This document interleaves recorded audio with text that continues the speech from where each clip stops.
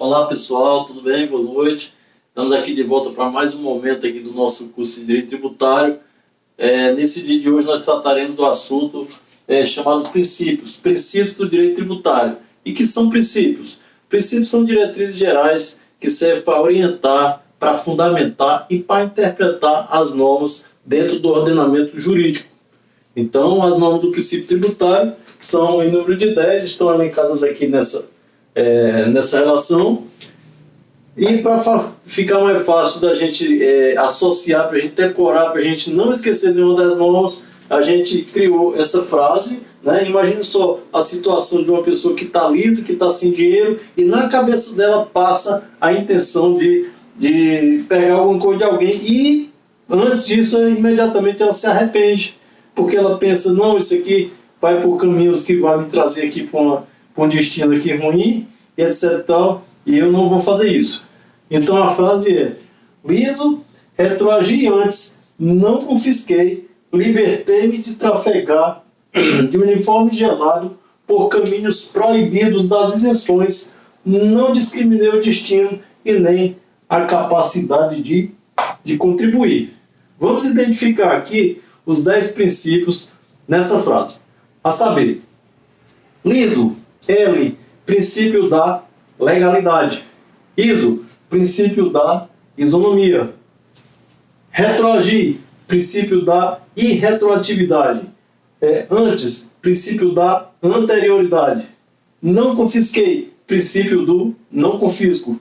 Libertei-me de trafegar, princípio da liberdade de tráfego. Uniforme gelado, princípio da uniformidade geográfica. Por caminhos proibidos, princípio da proibição das isenções heterônomas. Não discriminei o destino, princípio da não discriminação da procedência e do destino. E por último, nem a capacidade de contribuir, o próprio princípio da capacidade contributiva, né? Então, vamos aqui já abrir o que é cada princípio desse, para a gente entender um pouco. Princípio da legalidade. Legalidade, nós já vimos que os princípios, ele orienta de que todo tributo ele tem necessariamente que ser instituído e criado por lei, ou majorado por lei, né? Essa lei pode ser ordinária, pode também ser lei complementar, mas há algumas exceções que são aplicadas em que não necessariamente a lei precisa ser lei para fazer a majoração, que é o caso dos tributos que tratam da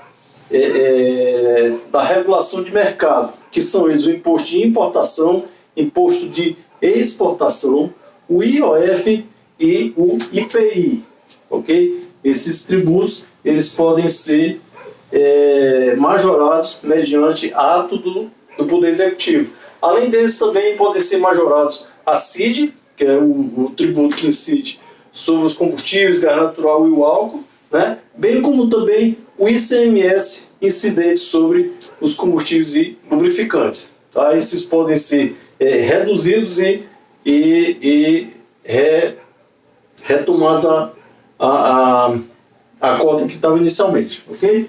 Princípio da isonomia. O princípio da isonomia vem lá, tem como base o artigo 5º da Constituição, que dá igualdade para todos. O que diz? É que os iguais sejam tratados de maneira igual e os diferentes de maneira diferente. Então, se o contribuinte tem a mesma condição de outro, ele não pode ter um tratamento tributário diferenciado.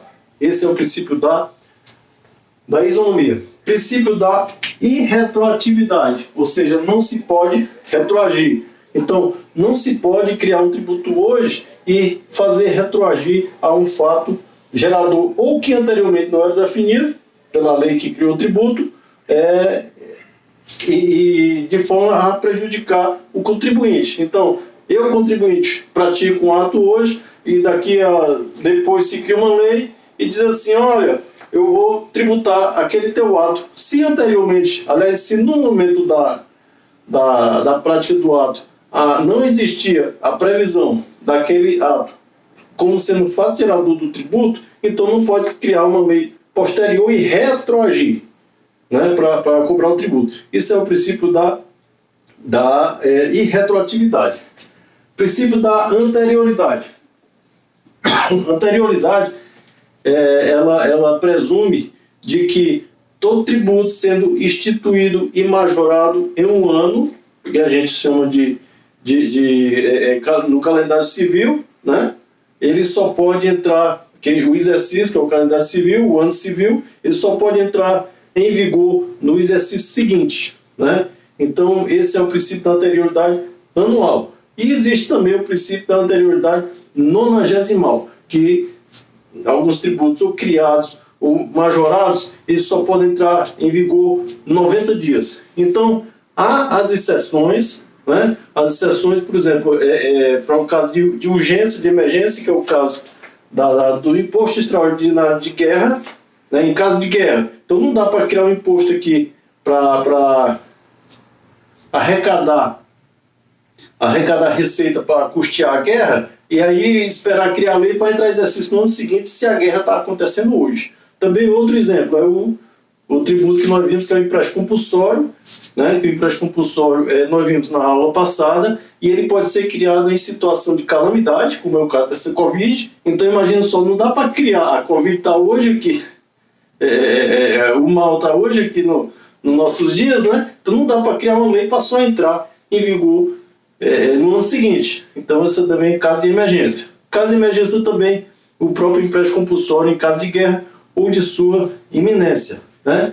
E da mesma forma também entram nessa urgência também o imposto de importação e de exportação, tá certo? E bem como também o IOF. Então, que são impostos também que regulam o mercado. Se o mercado está precisando ser regulado por um tributo desse, né? Vamos supor, a China, há uns 20 anos atrás, a China veio muito tecido lá da China, né? Quando a China abriu o mercado, veio muito tecido de lá para cá, e isso prejudicava a indústria nacional. Então, o governo ele tem que ter a liberdade de dizer assim, não, então eu vou sobretaxar as importações da China, de forma que o produto de lá pode até sair de lá barato, mas chega aqui já mais caro para competir com o produto nacional. Então, esses casos não dá para esperar pelo princípio da anterioridade para entrar em exercício só no ano seguinte, tá?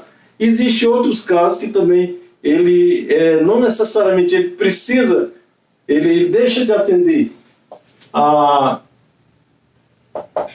anterioridade anual, mas ele tem necessariamente que atender a anterioridade nonagesimal, ou seja, se alterar o tributo agora, ele até entra no mesmo exercício, mas ele tem que correr no mínimo 90 dias, né? Que é o caso das contribuições sociais, né? O INSS, as contribuições que servem para o custeio da Previdência Pública, né? O mesmo o estadual ou o federal, bem como também no caso do IPI, né? O governo pode até alterar a alíquota desses tributos, né? Porém ela só entra e ela até não precisa obedecer o princípio da anterioridade anual, mas ela tem que obedecer da anterioridade nonagesimal. Ele altera hoje, mas só entra em vigor dentro de 90 dias, né? E existe aqueles tributos que ele necessariamente ele obedece à anterioridade anual, mas ele não necessariamente precisa atender a nonagesimal, né? Que é o caso aqui nós temos aqui o IPVA, né? E o IPTU. Esses tributos eles podem até ser criados ou alterados, por exemplo, no dia 25 de janeiro de um ano. Já no dia 1º do ano seguinte, ele já entra em vigor. Ou seja, ele atendeu a anterioridade anual, ou seja, foi criado ou alterado no ano, mas entrou já exercício já no ano seguinte, né? Mas ele não precisa atender a questão dos 90 dias. Então, foi criado, por exemplo, o alterado no dia 25 de dezembro, no dia 1º de janeiro, ele já entra em vigor. Tá bom? Esse é o princípio da anterioridade. O princípio do não confisco diz que ele se aplica mais ao caso do direito de propriedade, de que não pode o ente tributário, a União, o Estado, o município, em caso de desapropriação, né, simplesmente imputar aquele preço que ele quer para a desapropriação de um bem para uso público, né? Então, nesse caso, se usa a questão do direito, da propriedade, é claro, o proprietário que vai lá brigar, que vai lá se defender em resguardar a questão do direito de propriedade, né? Ou por um valor que ele queira, que realmente valha, né? Esse é o princípio do não confisco. O princípio da liberdade de tráfego significa que todos nós temos liberdade, tanto a gente quanto a mercadoria, quanto os produtos, né? Tem que a liberdade de trafegar, né? Sem necessariamente ser barrado, né? Sem ser barrado. Então não pode barrar o seu tráfego de pessoas, o tráfego de mercadoria, o tráfego de bens, ok? Isso é o princípio da liberdade de tráfego. Princípio da uniformidade geográfica. Ele fala que a União, por exemplo, ele não pode criar um tributo, né? Vamos chamar aqui um imposto de renda, por exemplo. Lá no sul do país vai ser uma determinada alíquota e aqui no norte vai ser outra, no nordeste vai ser outra. Não pode, tem que ser uniforme. O tributo, uma vez criada, ele tem que ser aplicado em toda a uniformidade geográfica do ente que criou. Okay? Então não pode um imposto estadual ele ter diferenciação de alíquota em razão das regiões, né? O que pode haver são alguns benefícios fiscais que vêm dar algumas vantagens em relação às regiões menos favorecidas, ok? Então, o princípio da uniformidade geográfica. O princípio das isenções heterônomas. Não pode um ente, por exemplo, a União, ela conceder isenção de um tributo que não seja da sua competência, né? Então, vamos falar aqui um tributo aqui do IPVA, por exemplo. O IPVA é um imposto estadual. Então não pode a União chegar e dizer assim, olha, Estado, eu sou bonzinho aqui, eu União, sou bonzinho, então eu vou conceder aqui isenção aqui para os veículos aqui que, sei lá, que for fabricado aqui fora. Não existe isso. O imposto no caso do IPVA, é estadual, só quem pode conceder isenção é a lei do ente que criou, que no caso é o Estado. A União não pode dar isenção, concedendo isenção de um tributo do qual ela não tem competência para instituir. Tá? Nesse caso, se isso acontecer, isso se chama de isenção heterônoma. Tá? Então, é proibido um ente dar isenção de um tributo do qual ele não tem competência para instituir. Princípio da não discriminação da procedência do destino. Não pode haver discriminação em razão da procedência de onde vem ou para onde vai aquele produto ou aquela pessoa, né? Não tem, o produto vem de uma determinada região, então eu vou cobrar mais caro, né? Ou então eu vou cobrar mais barato para beneficiar outro aqui, ou vou cobrar mais caro para prejudicar ali aquele município, aquele estado, porque eu não gosto do governador de lá. Não existe isso, isso é proibido. Então não se pode discriminar a origem e nem o destino, né, dos produtos, das mercadorias, das pessoas, ok? Então isso aqui também é proibido, não se pode discriminar. E o último princípio da capacidade contributiva, na verdade esse é um princípio elementar, o princípio básico. Eu botei ele aqui por último, muito mais em razão aqui da frase, mas esse é um princípio mais elementar que tem de que aquele negócio, o tributo, ele é proporcional à questão da condição econômica do agente passivo, né, que no caso é o contribuinte. Então, evidentemente que se uma pessoa tem uma determinada renda baixa, quem tem uma renda mais alta se presume que ele tem uma condição econômica maior e em razão disso também ele vai pagar mais tributo. É o princípio da capacidade contributiva. Quem tem mais, paga mais. Quem tem menos, paga menos. É o caso do imposto de renda. Se você tem uma renda até um determinado limite, você é isento, acima desse limite, aí você vai para as alíquotas, que vai crescendo até o alíquoto de 27,5%. Tá bom?